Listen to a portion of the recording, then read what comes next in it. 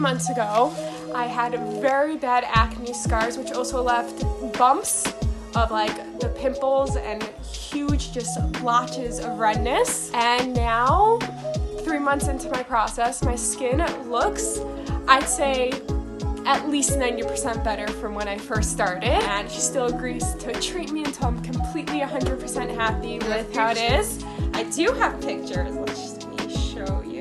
This side of my cheek, this is how it looked. And this is what it is right now. This is how it looked. If you zoom in, you could see the bumps and everything. And this is that side of the face now. This is how I looked from the front.